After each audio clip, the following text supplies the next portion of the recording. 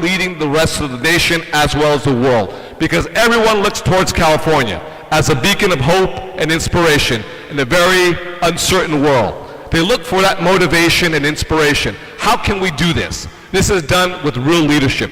That's why we need to support Henry. We need to support Ben and what they're doing with SB 54, and Ben and what Henry, what he's doing to try to protect our legacy here of 100% clean energy, and all the environmental bills. They're not just meant for California. They're meant to export them, so you can move these policies with intentionality and a sense of purpose. This is who we are in the greatest state and the greatest nation in the world. We're white, we're Latino, we're Jewish, we're African Americans, Latinos, Asian Americans, racially mixed, all Americans, all Californians who want the right to breathe clean air into their lungs every single day. And let me say finally one thing too, because sometimes the way we frame things, greenhouse gases, I've been guilty of it, carbon dioxide, NOx, SOx, particulate matter 2.5, this is the bottom line. We have cancer in the air right now. We have cancerous molecules that our children breathe into their lungs every single day.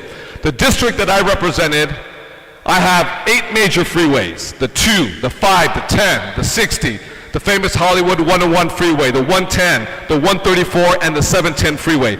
8 major freeways that crisscross the district like a serpent that chokes the air, the oxygen out of young girls' lungs every single day. If we fight to clean up our air, which is a co-pollutant with greenhouse gases, it's not just about climate and what's atmospheric. It's not just about greenhouse gases, but it's about this ugly, dirty pollution that our children breathe every single day, that all of our senior citizens breathe every single day. If we deal with the issue of pollution, trust me, we will deal with the issue of climate. We deal with transportation in California. We will solve this issue for climate for the rest of the nation as well as the world. God bless each and every one of you. Thank you very much, everybody. Thank you. Thank you. Have to come back to class. Oh, yeah. Great teacher. Okay, so we have now, I'm introducing R.L. Miller, who is also one of the champions for the Green Dream. She is head of the California Environmental Caucus and Climate Hawks Votes.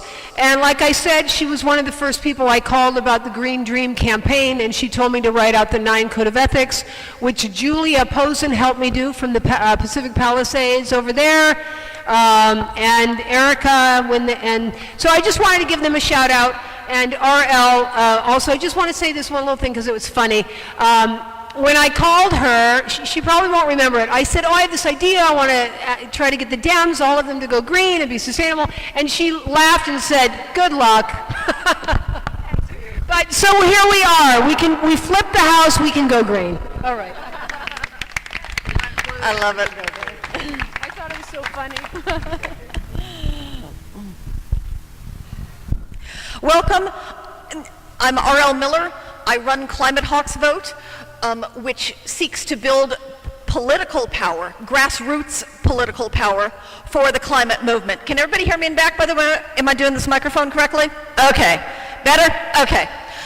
And so, please forgive me if I'm a little incoherent. I hosted Bill McKibben earlier today. I'm in fact seeing a few familiar faces who have as much stamina as I do, and I'm a little incoherent by now. And at Climate Hawks Vote, we're doing things like we're pushing the DNC to host a climate debate because we want the presidential candidates, the Democrats, they all agree that they all agree that we should return to the Paris Agreement and climate change is real. They have different ideas as to how we get there, and we need to have that debate, not the debate whether science is real. We know that. And so I'm going to ask Damien here to pass around a petition if you're interested in signing it, and you'll hear more about that as well as otherwise get added to my mailing list and get way too many emails from me. I try. So thank you very much for signing on that, by the way. But when Molly said pledge, I got really excited because I thought she was talking about the pledge that I ask candidates to sign. And I ask candidates to sign a pledge not to take money from the fossil fuel companies. And that pledge started right here in the California Democratic Party's Environmental Caucus. And I'm very proud to say that Kevin has signed it, Henry has signed it, Ben has signed it. And anybody, any politician who wants to speak to my caucus at the Dem Party's state convention will either sign that or they will need to explain why to 300 angry activists why they won't sign. And so what we started at the Democratic Party has gone national. 11 out of the 19 declared presidential candidates have signed that pledge. Bernie Sanders, Elizabeth Warren, Kirsten Gillibrand, Jay Inslee even makes you disclose that you are not an executive of a fossil fuel company on his Act Blue page. And so that's how we're making change happen. We're making change happen by the power of a movement to not just one person asking, but for example, when Kirsten Gillibrand signed the pledge, she acknowledged that she was doing so because the activist asked her to. And it's that kind of activism that I hope that each of you will continue to do, will continue to carry on in your lives.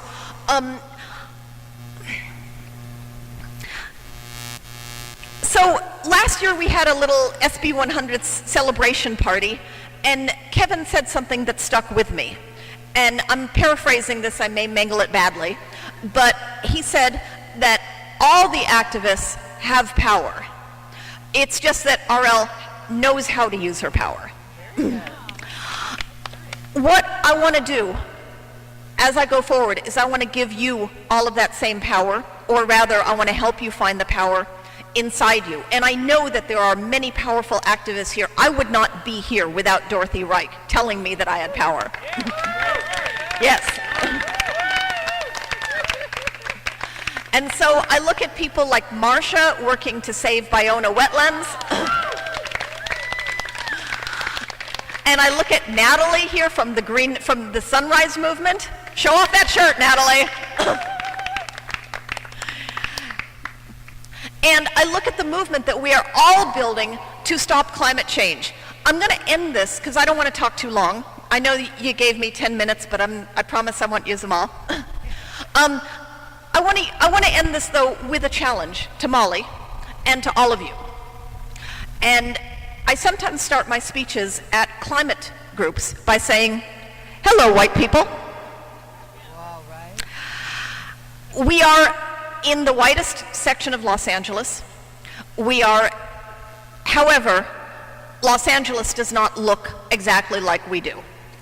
And if the green dream is going to work, it needs to be dreamed by black people, by brown people.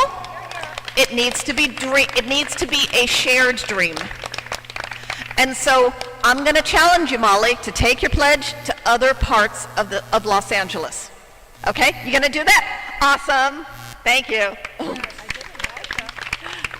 Yeah. And I want you to not just invite them to come here, but go to them. We're actually going to do, with Climate Reality, a sustainable fair in the South Central. Awesome. We're going to start bringing it to them all over. Awesome. And that's how we're going to make change happen. Because all of you have power. I am going to mention one thing that Kevin didn't talk about. SB 100, our landmark 100% clean energy bill, is under attack right now in the state Senate by so-called Democrats, as well as Republicans. And if you know me, the reason why I'm seen as a troublemaker, I guess, is because sometimes I call out bad Dems. What we need to do is save SB 100. And Henry knows what is going on, and Henry was the single, solitary vote against a bill called SB 386 in the committee. And I know that Ben is, and I know that when the bill comes to a floor vote, possibly as early as this week, Ben is going to vote right with Henry, right? Absolutely awesome. But I I need all of you to reach out to people like Holly Mitchell, to Maria Elena Durazo. Yes. And Kevin's not going to be the only one, because it only works if they hear from all of us. What this particular bill does is it gives a couple of irrigation districts a little exemption from SB 100. And if they do it, if they get their own little exemption, every other utility in the state, Southern California Edison, Pacific Gas and Electric, all of them are going to start wanting the exact same loopholes and exemptions. We can't do that. Last week, California ran on 70% clean electricity in the daytime. Did you notice that? You didn't. You didn't notice that because the lights didn't flicker. The internet didn't go down, because we're going about this smartly, because Kevin has crafted something truly extraordinary. But the moderate Dems in the state Senate and in the Assembly are going to be attacking it, so please pick up the phone, call your state legislator, tell them to save SB 100, and vote no on SB 386. That's SB 386. We will be using the hashtag SaveSB100 if you're on Twitter, because that's what we're trying to do. We're trying to save Kevin's legacy. So I did say that I'd talk less than 10 minutes, and I'm going to keep that promise. So thank you very much for listening. R.L. Miller, Climate Hawks Vote. Wow, that was really, thank you for all that information. Well, okay, we have our jobs cut out for us, don't we?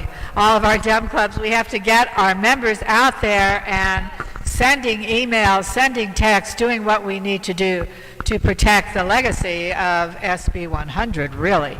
Okay, well now it's my great pleasure to bring up the very brave person here, the one vote against this in committee, Henry Stern. Henry, before being elected to the Senate, Henry was an educator and an environmental attorney. So, you know, he's got his roots in this. He then served as senior advisor to super environmentalist Fran Pavley.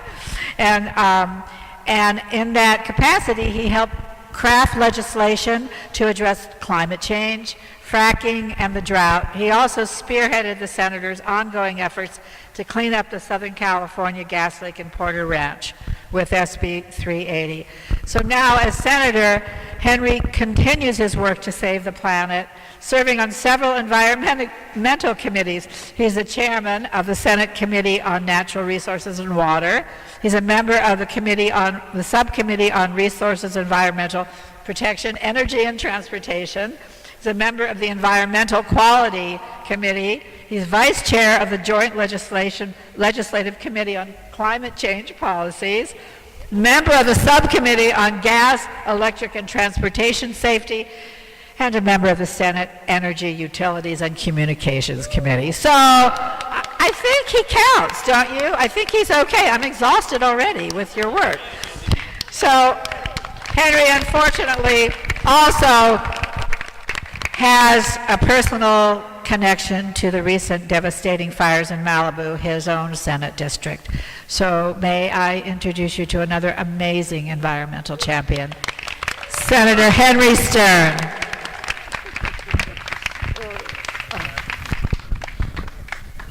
Thank you to the ever-glamorous Cara Robin. Still shades on. Molly looking fabulous too. I'm a little bit of a fish out of water here. I braved the commute from the San Fernando Valley. Thank you for having me in your backyard, Senator Allen, and to all you West Side Democrats and beyond, thanks for holding our feet to the fire and making sure that California Democrats live up to the dream that we all like to talk about, but who's really doing it? You all are the conscience of this party. And I think it's not just the state party or the state legislature or LA City Council, but I think now that California is going to be prime time in the presidential election, we're going to have an opportunity to say what our values are, and that they truly are not just California values, but they're American values. And if we can get climate change as an issue elevated in this presidential conversation, as RL said, through the Democratic Party of this country, we're going to make progress here. So let's leverage our power. Today's just a building that fulcrum, I think, and trying to get good people together. But when that lever moves, global markets move. Let's not kid ourselves. The challenges are huge. 70% renewable power last week. Kevin has made history by pushing SB 100, but we all drove here today. California consumes more petroleum than any other nation on the earth besides the U.S. and China. So it goes U.S., China, California, then the Department of Defense, and then everyone else.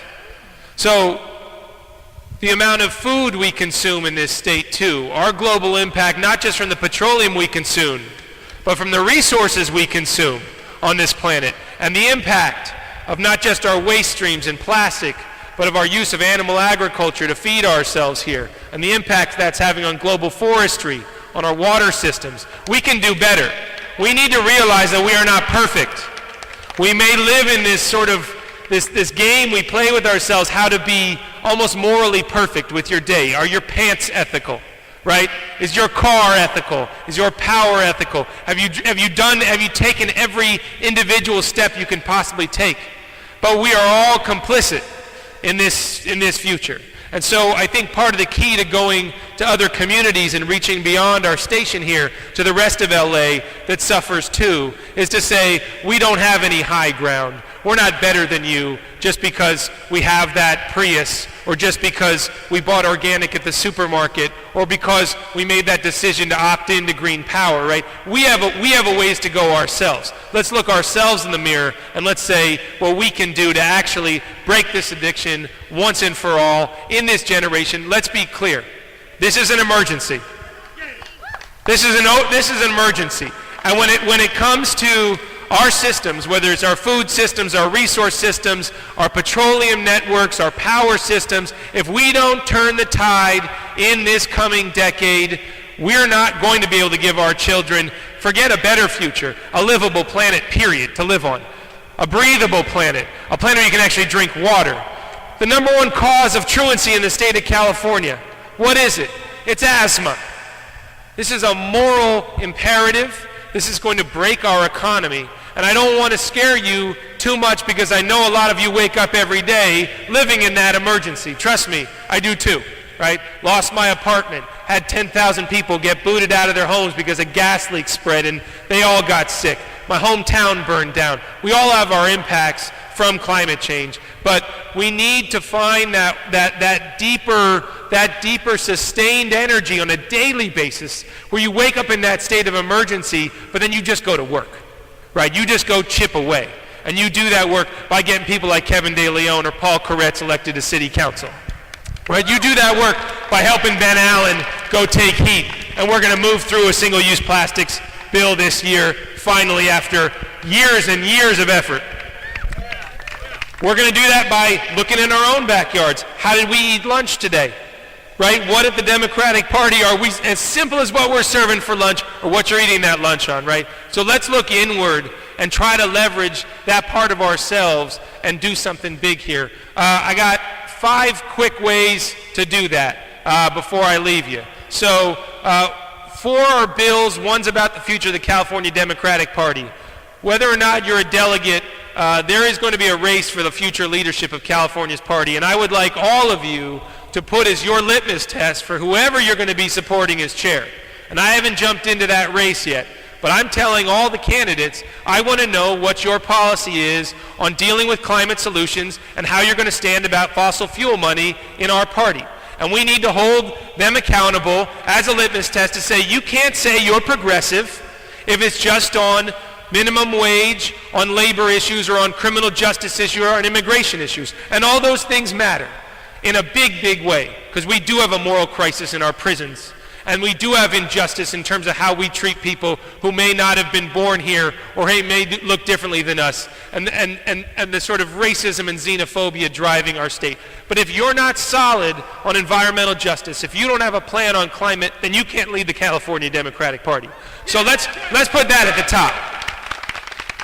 So that's number one. That's where you can lean in this May in San Francisco and make it happen. The remaining four I got for you are up in Sacramento. So Senator Allen and I are working on 54. We've got another one we brought back. We have unfinished business of Kevin Deleon's to get done.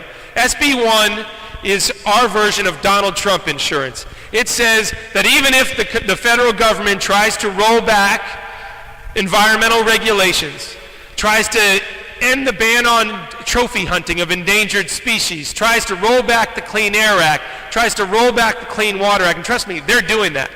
We're saying, you know what, we're going to throw some sand in your gears, federal government, and we're going to say, as a matter of federalism, our state's going to flex its power and say, we're enforcing federal law as it was left at a minimum when Barack Obama left office. There's going to set a baseline where we say, we have to go forwards, but we can't afford to go backwards. And Donald Trump may sue us for that, and I say bring it on. We'll take it. Let's do it. SB 1, that's the very first bill out of the gates this session. We have this legislation that RL talked about, which could be coming to the floor next week in the Senate to erode Kevin's legacy, the deal we cut last year to say 100% means 100%. And just because you're a coal-fired utility in some irrigation district that says, oh, we want to keep buying our coal or keep living off gas, let us out. We say, no, we're all in. We're one California. So we've got to hold everyone to that promise. We've got to hold everyone there. There's another bill I want to put on your radar. It got out of an environmental committee last week thanks to strong leadership from Laura Friedman, who's a legislator out in the San Fernando Valley, Burbank, Pasadena area. She's been kicking butt, and she's my counterpart on the Assembly side, Assembly Natural Resources. Al Maritsucci stepped up and put a bill forward that I want to call out Damian Luzo here on, because Damian and what they've been doing in bringing visibility to fossil fuel extraction in our backyards, on what it's doing to us right here as an oil, we're a petro state. Do not forget that. We extract petroleum right here in Los Angeles, out in Aliso Canyon, offshore in Long Beach. Al said, you can't do it. You know, we don't all want to be NIMBYs, right? We all actually have to say yes to some more housing to help the homeless, but what we can't say is more fracking in our backyards. What we can't allow is more fossil fuel extraction. Let's do some housing, yes, but let's say no to the fossil fuel industry in our backyard. So Al is going to need your help, and I believe that is AB 345. It's AB 345, Al Maritsucci. That's going to be a tough lift. And lastly, I would just say to you, the broader push around food is an important initiative. And I think it's one that doesn't get enough attention. And thanks to the leadership of Chairman Allen in environmental quality, we tend to work pretty closely together. I do the natural resource and water. He's my very best friend in the world, and it was my law school classmate, and now is a dad, and he's a busy man. But between our two committees, I actually think we're an incredible lever of progress in that Senate. But we got through SB 613. And this sort of mirrors the Green Dream today. That's why I want to bring it up. Because we're saying, for our report card as a state, how are we doing as a state in terms of the food we buy and the resources we consume? Are we scoring ourselves? And right now, we ignore the food and the waste we generate. And so SB 613 would add those foods and to say we need a carbon inventory of what we're consuming as a state government in California. Turns out we spend tens of millions of dollars every year, whether it's in our university system, in our prison system, or even just serving us lunch in the Capitol, right? If we do not add food to how we look at climate, we are lying to ourselves. So it is time to make that change. That's 613. That's my list of 5. We love you very much. Thank you, and that's all I got for you. I got a hand up from Denny. You can handle Q&A. Tell them to do it on a card. Yeah. Questions after, put them on a card, please. Okay, hi. Thank you. Thank you so much, Senator Stern. All right, so now I'm proud to introduce Russell Greene, climate activist, senior strategic advisor of PDA, that's Progressive Democrats of America, and advisor board chair of Climate Mobilization. And he's an activist who I met here, actually, at a Christmas party, and he was standing next to me, and we were looking at all the plastic, and we both agreed it's like, this has to stop. So, thank you so much, and here he is. Oh, and also, sorry, we will be doing the Green Pledge after Russell speaks.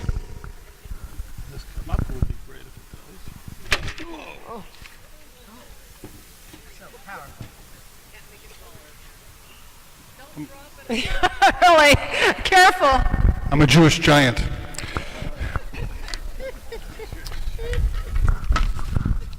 First of all, let me just say how honored I am to be able to speak on this panel with this remarkable group of leaders, and thank you, Molly and Kara, for imagining this. I said I'm so honored to be part of this panel. I was thanking Kara and Molly for envisioning this. When we spoke in that moment, I thought to myself, yeah, I've been thinking that for years, but you had the intensity and the intention to get it done, so thank you for moving us beyond the make-believe. And very quickly, just let me say to the people that are on this panel, Senator Deleon, thank you for your leadership through the years. You've been an inspiration, and I'm grateful that you ran for the United States Senate, and I'm grateful that you're running for the Los Angeles City Council. You've changed the way we're talking about this throughout the country, it's true. And Councilmember Koretz, a real hero. I'll tell you in a minute a little bit of a story about a platform amendment for the Democratic Party platform that he grabbed and ran with. But thank you for, I know Councilmember Koretz well enough to know that he fully has digested the reality of the climate emergency, and he's moving us forward in ways that are remarkably courageous. Henry Stern is my state senator. I'm very proud of that. And I had the opportunity to sit in my living room when he was first running for office and look him in the eye and understand the intensity of his connection to the climate emergency. And I know from Senator Allen and those who are close to him that he and Senator Stern are the future that's holding us on a pathway that's going to allow California to lead the way. And finally, let me just say, R.L. Miller and I have been working together for a long time. I was honored to be vice chair of the Environmental Caucus when she was first elected chair for 2 terms. And remarkable what she's been able to conceive of and do. She's tireless, and I'm very proud to call her my friend. I am a climate emergency activist. I'm in my 3rd career, to tell you the truth. I'm really a poet and a singer-songwriter who lives in Los Angeles, happened to work at the Cheesecake Factory in Beverly Hills, which was the first cheesecake factory.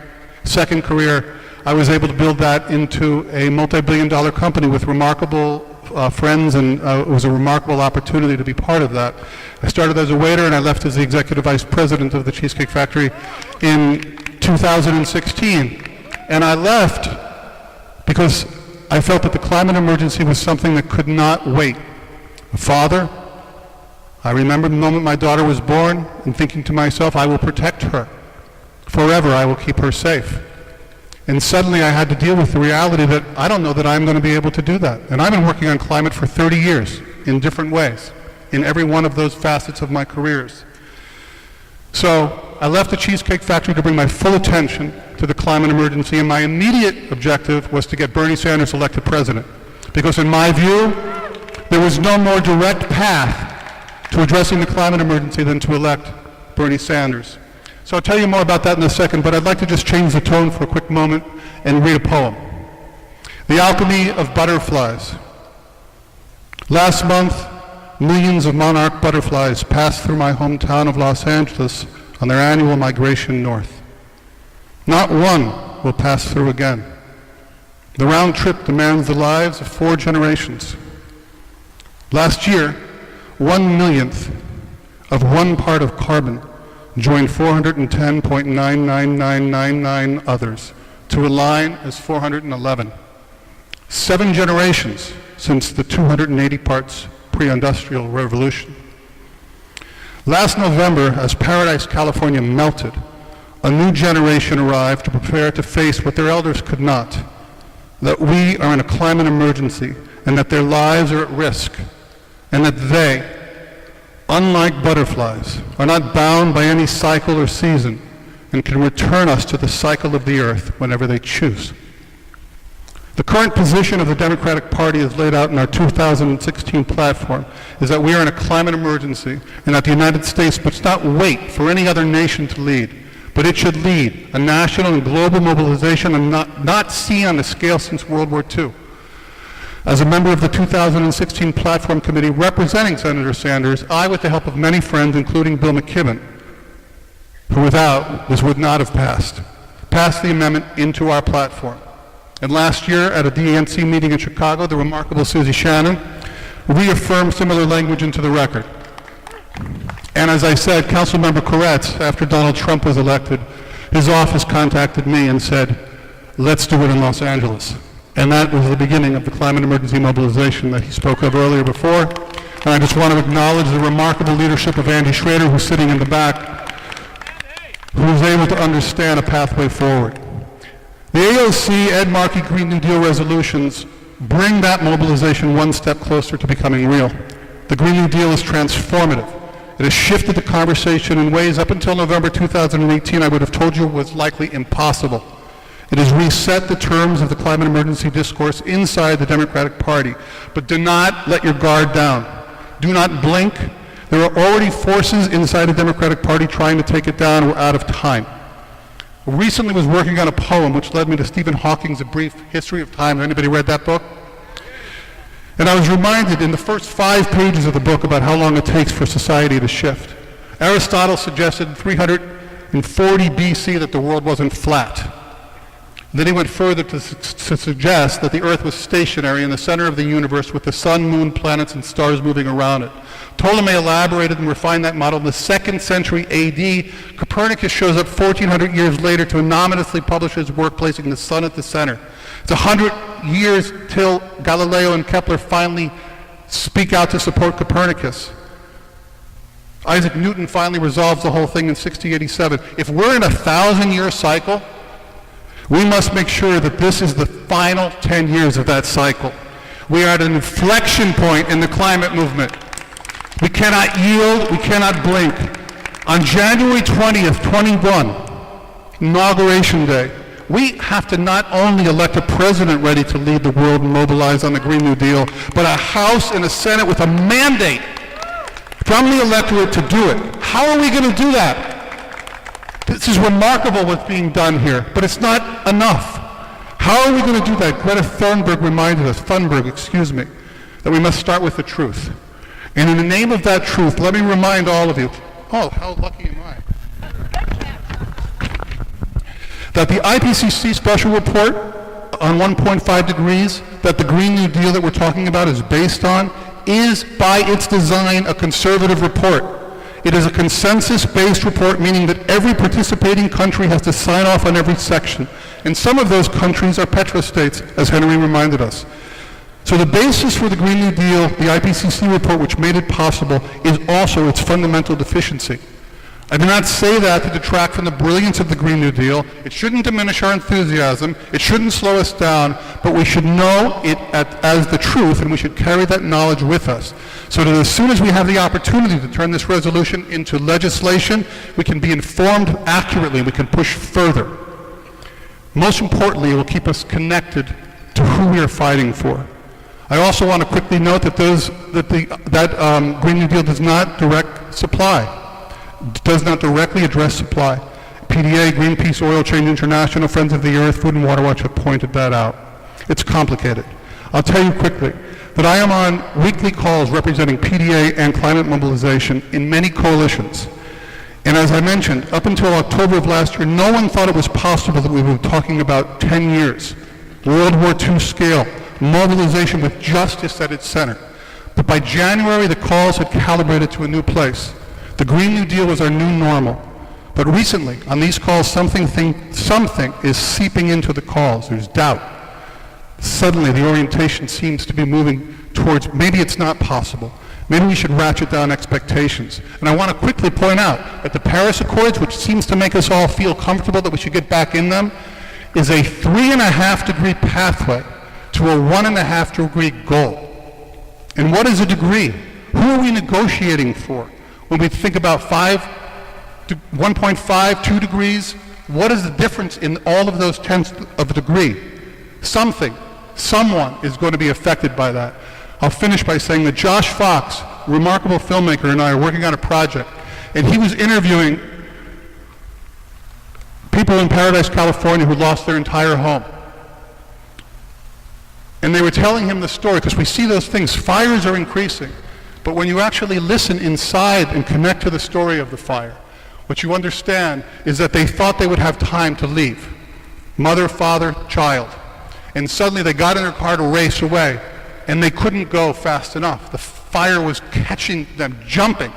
And then they saw people were around them, they were all trying to get out. And they could see beyond them that people were melting in cars. And then they finally found a way past a water wall by firefighters. They got behind it and they realized they were okay. And then their life has moved forward. But when you think about some of these things, the power of them is beyond what we've ever understood. So I urge all of us to stay connected to the truth. And all of your leadership is leadership that we will continue to fight for, to hold everybody accountable. You tell us what you need, and we will make it happen. This is the time. No one else is going to show up. We are the ancestors of the future.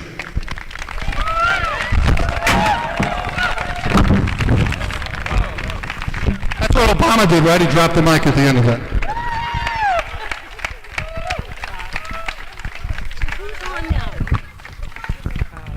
I'm calling up the people. No, we have to do the thing first. Yeah. Okay, so it's time for the pledge. You know the Pledge of Allegiance. This is a Pledge of Allegiance to the earth. As Molly says, first, we're going to ask everybody to be part of this, but I would like the presidents or representatives of the Democratic clubs, Bobby Busher from the Beach Cities Democratic Club, Pete Rockwell from the Culver City Democratic Club. I'm trying to go in alphabetical order here. Dorothy Reich, Progressive Democrats. I was off of the Santa Monica Mountains. Gail Cohen, representing Heart of LA Democratic Club. Jane Wishen, representing the Stonewall Democratic Club. John Katz, of course, Santa Monica Democratic Club. Tell me your name again. Yeah, Julia Posen, who helped Molly with this and who's representing Erica Ferriston of the Pacific Palisades Democratic Club. And of course, last but not least, but it's a W, Westchester, Joanne Mueller from Westchester Playa Democratic Club. Molly is going to hand out the pledge, and we are also going to ask all of our fabulous speakers here to join us in it. Yes, I think you guys will, right? Molly, you have to come read it. She has actually two versions. One is the old kind of pledge of allegiance without under God.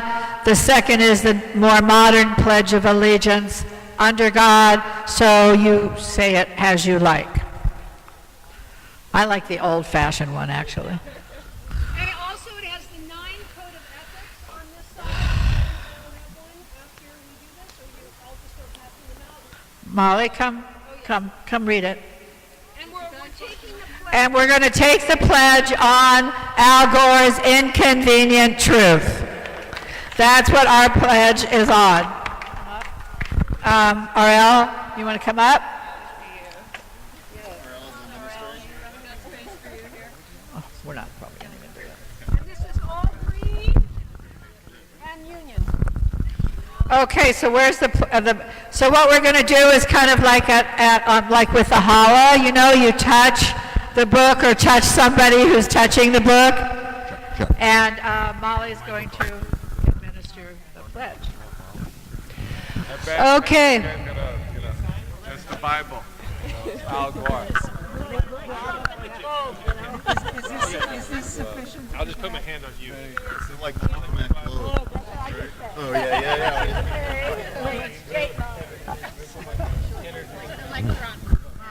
Okay, so the Greene Pledge, and I will state like a sentence and you guys will repeat. Okay, I pledge to the earth for which I live. I pledge to the earth for which I live. And all of her inhabitants. And all of her inhabitants. That I will live sustainably, renewably. That I will live sustainably, renewably. 100% committed and do all that I can. 100% committed and do all that I can. To help with the climate crisis. To help with the climate crisis. And not add to the degradation of our planet. And not add to the degradation of our planet. We will move forward together, helping. We will move forward together, helping. Each other, supporting one another. Each other, supporting one another. Sorry. To move into a bright green dream future. To move into a bright green dream future. For which we all deserve. For which we all deserve. One planet. One planet. Under God. With clean air. Clean air. Clean land and clean water for all. Yay! Woo! Thank you, everyone. And now we're gonna, if you want, we're running a little late, but we were gonna do a Q&A real quick, if anyone wants to. So let's turn over to... Okay, we're gonna do some Q&A. It'll be fun, and then we'll break. Does anybody want? No. Yeah, they do. Yeah. Okay. Some people have to leave.